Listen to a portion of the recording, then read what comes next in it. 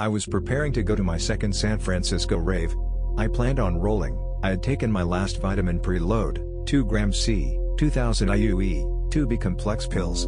I had rolled 8 times prior to this. This was my second week in San Francisco, and pills here are half the price of those in NY, so I figured it would be a nice time to try too. At 9 p.m. I ingested 200 mg DXM. I should note that I was haven't done it in a while, but by have no means decided to stop, a weekly DXM user, and this amount presented no psychological effects whatsoever to me to be safe. 200 mg was actually the first amount of DXM I ever took, and even then, I felt no effects, as my threshold is around 260 mg. The amount of DXM I took did not cause a noticeable change in temperature or mood, and I do notice feeling much better the next morning if I take a low dose of DXM before rolling. I got to the party at 10:30 p.m. It started at 10 o'clock. There were a surprising number of people so early. I wandered around through the different rooms, settling on the trance room. At around 11, it began getting more crowded, and I purchased 2 pills, Blue Walking Men. I took the first one immediately. Around 45 minutes later, I begin my I'm not feeling anything, these were fake, fuck ritual that I go through every time, knowing well that I never begin to feel the effects until around 70 to 80 minutes in. At 12 o'clock I dropped the second pill. 15 minutes later, sure enough, I begin to feel the first pill. It begins with the nausea, then the instant feeling like a huge weight has been lifted off my body. I feel incredibly light, and motion is completely effortless. I purchase water, and begin drinking. I will drink around 4 bottles of water throughout the night. I am a very shy person, but I get thinking, come on, you're rolling, stop being shy, as I normally do. I walk into the chill room and stand by the fan, and I'm greeted by a cute black girl. We introduce, and I saw she had a freezer pop in her mouth. I asked where she got it, and she told me the jungle room, and asked me to bring her another one if I was going to get one. I did, and came back. We talked a bit more, she told me a bit about SF parties, then I left to go do some more dancing. At around 1 o'clock the second pill hit me fully. Oh my god. I rolled 8 times before this, but never have I felt this way. I realized that all this time, I had been feeling these subtle things that people talk about are so wonderful about for example, I would notice things felt different, and like how they felt different. They didn't directly feel good though. Now though, anything I touched sent a wave of joy through my body. Movement wasn't just easy and effortless, it felt utterly wonderful. I saw across the room that some other girl must have just come up on a pill. She went from slowly half dancing to beautiful movement in perfect synchrony with the music. Her face went from expressionless to ecstatic. We must have been looking at each other come up, because we exchanged a smile that held for at least 10 seconds, and then returned to dancing. I returned to the other girl, who was still sitting by the fan, we will call her A. I must have had a huge grin on my face, because she laughed when she saw me. I sat next to her, right by the fan. She was with this other guy, and I didn't know what their status was, so I was just talking to her, not hitting on her at all. But while talking, she put her arm around my neck, and began massaging my back. Again, on my previous rolls I had felt, oh, I'm rolling, this should feel good, and so it did. This time, each rub produced the sensation of an orgasm throughout my entire body. Just as I was wondering what the guy she was with thought of this, he began massaging the guy standing next to him, at which point I realized, I was indeed fine. Also, unlike after only a single pill where I had to somewhat push myself to not be shy, I was eager to talk to people. I was comfortable and proud of myself, and saw no reason not to share my happiness with those nearby who seemed to be interested in meeting people. A and I then got up and moved to a room with music. We exchanged positions, and I massaged her. She turned around and kissed me. We kissed for several minutes, and it felt wonderful. Unfortunately, she had to leave early. I wasn't sure if I said something that turned her off, or she actually had to leave, and I didn't want to make her feel uncomfortable, so stupid me didn't ask for her number, taking the pessimistic/careful choice. But fear not, 5 minutes later I saw the guy she was with, who informed me, hey, I wanted you to call her, here is her number. This was around 3. I went back to the chill room and met some new people. After a few minutes, one of them mentioned, why is it so hard to find a pipe? No one has one. They had been looking for a pipe to smoke weed from. I had one, and offered it. Obviously, this established me as a member of the circle. I took 4 hits total of this medical cannabis and decided that was enough for me. I had never smoked while on MDMA before, so I was not sure what to expect. I suspected I would continue to roll, Just perhaps be slightly mellower. It seemed like it was going this way, but slowly and surely the roll went away. I was no longer social or had any desire to talk to anyone. My mind was racing. I felt at this time almost exactly as I did on LSD. I had no desire to move, or speak. I sat in the corner, while my mind raced. I cannot emphasize this enough. I was no longer rolling at all, I was full-blown tripping. I should also note that at this point, I became separated from the group I was with. The party was scheduled to end at 6 o'clock. At around 5 o'clock, I overheard the word cops. I was terrified. Cops? Now? What will I do? I can't get home like this. I asked someone running the party, and they told me not to worry, but sure enough, at 5:30, the music stopped dead, and the lights turned on. I was going to have to leave. The crew asked if some people could help and clean up. I realized, this is it.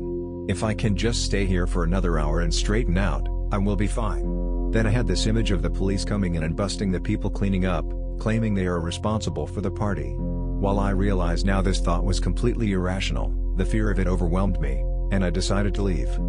I was alone, and I needed to get home. I knew absolutely nothing about this neighborhood. I had been a party at the same venue the previous weekend, and left at around 4:30, still dark, and it seemed safe. But for some reason, this time, at 5:30, I walked out, and it seemed terrifying. I walked across the street to the bus stop, and checked my watch. 5:35. The next bus was scheduled to arrive at 5:37. 2 minutes, just 2 minutes and I'm safe. Please, please don't let anything happen to me. It happened. I saw 2 prostitutes. I saw nothing of this sort my previous time here, walking in one direction, and another opposite. 2 looked like transvestite men. After they crossed, they were on opposite sides of me. They turned, looked at each other, and then at me. Oh shit. Get out of there. Stop standing around like a sitting duck. I came to realize I was also the only white person within a 5-block radius. I bolted out perpendicularly to them and ran through the street. A police car was coming to the intersection. I signaled him, and told him, "Officer, is this a safe area? I don't know how I wound up here, but I don't feel safe. I need to get to some place safe." He said, "Where are you trying to go?" I said, "The Caltrain." He said, "Okay, but I can't stop here, meet me at the corner." So I walked on towards the corner, and 2 more police cars followed behind. I was carrying my pipe and a 1/8 of weed, and began to think, oh shit, he definitely knew I was fucked up, he's going to search me, and I'm going to get caught. Instantly, I went from wanting nothing more than to see police everywhere, to being terrified of them. A taxi pulls up behind the trio of cars. I look at the officer, who is looking at me, turn around, and sprint into the cab. I tell him, "Caltrain, please," and he starts off. I didn't see what happened to the police cars after that. After a couple blocks, he begins driving very slowly. I asked why, and he said, "I'm waiting for some friends." "What friends?" I said, "Please, just take me to the Caltrain. I'm waiting for my friends." After this, 3 people enter the car. Again, 3 prostitutes, 2 of whom appear to be transvestites. The one who sits next to me says, "Don't worry, you're safe, calm down, it's okay, it's okay." I was terrified. I opened the back door and ran out and across the street. The taxi just stood there, the driver looking puzzled. I ran across the street, again realizing I am the only white person in view. A man calls to me, "Hey, are you okay?" He is black, wearing a jean jacket and jeans. The clothes are dirty. He looks a bit older than the other people I saw, probably in his 40s. We will call him C. "Yeah, but I don't know where I am." "Where are you trying to get to?" "The Caltrain." "Are you kidding me? You almost got yourself killed, come with me." I stare deep into his eyes. What are his intentions? Is he genuinely nice, and going to help me get out of this ordeal? Or is he tricking me, trying to lure me deeper into this world so I have no hope of escape? Something convinces me of his trust, a sparkle of honesty in his eye. He begins questioning me. "How did you end up here?" "I don't know." He is very observant. There is a faint spot of pink on my hand, facing opposite from him, the remnants of the admission stamp for the party. He sees it and says, "You must have gone out clubbing last night. Where are you from anyway?" "I'm from NYC. This is my 2nd week in San Francisco." As we walk past the first corner, there is a man on a bicycle. C nods to him, and he nods back. "Are you kidding me? Your 2nd week and you ended up here? Don't you know this is attended territory?" "What? What is attended territory?" He stops. "Boy, are you playing me?" "What, What are you talking about? He starts walking again. Several of the people we pass, C exchanges glances and nods with. To two of them, he puts his hand behind his back to around the other side and gave some kind of hand signal. I begin to think C is some kind of gang member, and I was on this gang's attended territory. I get a bit scared at this. What's going on? What are all these signals? Nothing, don't worry about it, just keep going. We walk a bit further, and he asks, you high? He takes a single look at my eyes. Shit, yeah, you high as a kite. What you on? Speed? I had fully dilated pupils, and was probably shivering profusely, so not an unreasonable guess. No. Weed? Yeah. First time? Yeah. His facial expression changed quite a bit, a look of disappointment and relief in one. You fucked up, man, you know that, you fucked up. I know, I never want to do this again. How old are you? 17. He freezes at the corner. Are you playing me? No. Please, I just want to get home. He turns the corner, mumbling twice, 17 years old, 17 years old. We walk a couple more blocks. He asks that if he walks me several blocks more, that I will give him $5 for breakfast. I agree.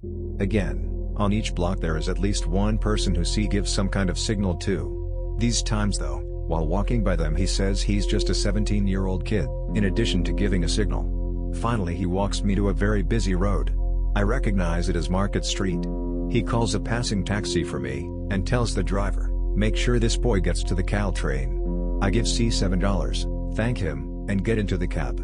There were no unexpected guests this time, just a simple ride to the Caltrain, after which I went home, and began writing this story. The cab ride was about 10 minutes long, and I got to the station at 5:59. The initial flee from the bus station occurred at 5:35. Thus, this entire ordeal must have taken a total of 15 minutes. There is no way all of this happened in 15 minutes, and this story is completely crazy, so some of this must have happened in my head. I am pretty sure C is real, simply because I don't think I was at the point where I could come up with a person in my head and have a conversation with them like they were there. There were a lot of police in the area after the party got busted. C was very observant to things, remembered everything I said, and something didn't quite seem right about him. His attitude was not that of an old poor man living in a shitty area. I also know that the cop I told I needed to get to a safe place was real. When I told him this, I was completely freaking out, shivering, and probably looked terrified like someone was about to kill me. I cannot imagine this officer just ignoring me after I didn't follow him. Thus, whatever happened in those 15 minutes, must have involved police somehow. This begs the question, was C actually a gang member? Or was he an undercover police officer? His keen observations were an acquired trait I have seen only among officers. Perhaps they thought I was in some kind of danger and could not talk to a police car, and so sent this person instead? Then who were the other people C gave these signals to? I know this sounds crazy and paranoid as fuck, but I am pretty sure these signals were real. At the very least, the whole he's just a 17-year-old kid was definitely real. Members of a gang C was undercover in? Other undercover cops? What about the taxi? Were those prostitutes undercover cops who ran to my attention, and it was really in fact okay and safe? Was the whole taxi part even real? The prostitutes at the bus station? Were they going to attack me?